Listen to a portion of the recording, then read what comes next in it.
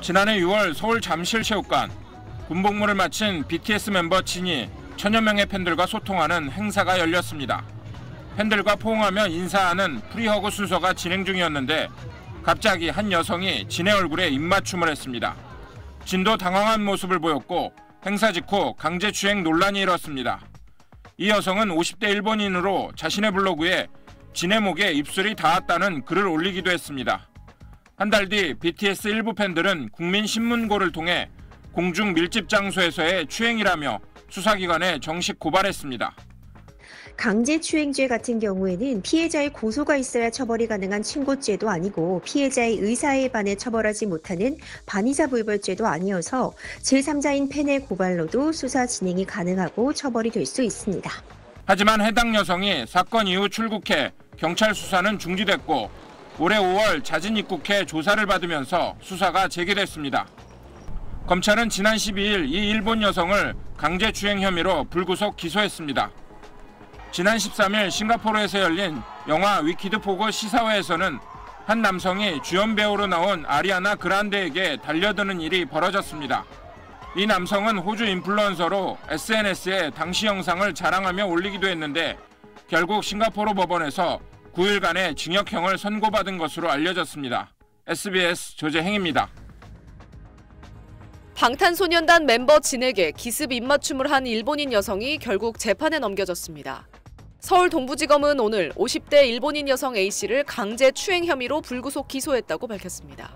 A씨는 지난해 6월 진이 군복무를 마친 뒤 서울 송파구 잠실 실내체육관에서 연 팬 1000명과의 포옹 행사에 참석해 진의 볼에 동의 없이 입을 맞춘 혐의를 받고 있습니다. 당시 진이 몹시 당황하는 표정을 지으면서 A씨 행동은 성추행 논란으로 번졌습니다.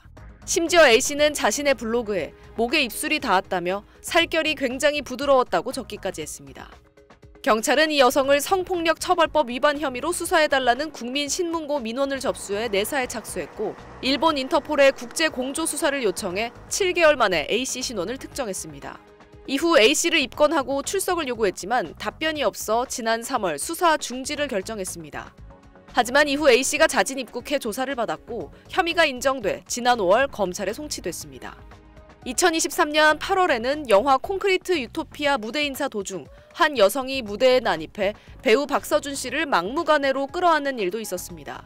이때도 성추행 논란이 생겼는데 박 씨는 공식 팬카페에 고개를 돌려보니 누군가가 안겨 있었다. 술 냄새가 많이 나기도 했고 이분이 실수하신 것 같다는 생각이 들었다며 경호원 형님들도 갑작스러워 대처하지 못했다고 사과해 주셨는데 괜찮다고 잘 넘겼다고 심경을 밝혔습니다. SBS 김민정입니다.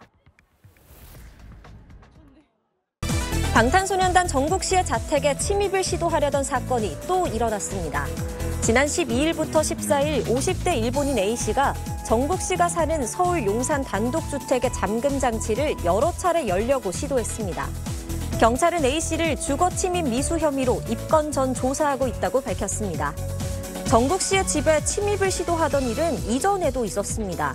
지난 8월 자택 주차장에 침입한 한국 국적의 40대 여자는 주거 침입과 스토킹 처벌법 위반 혐의로 최근 검찰에 넘겨졌고 지난 6월 정국 씨가 제대한 날 현관 비밀번호를 여러 차례 누른 30대 중국인 여자는 기소 유예 처분을 받았습니다.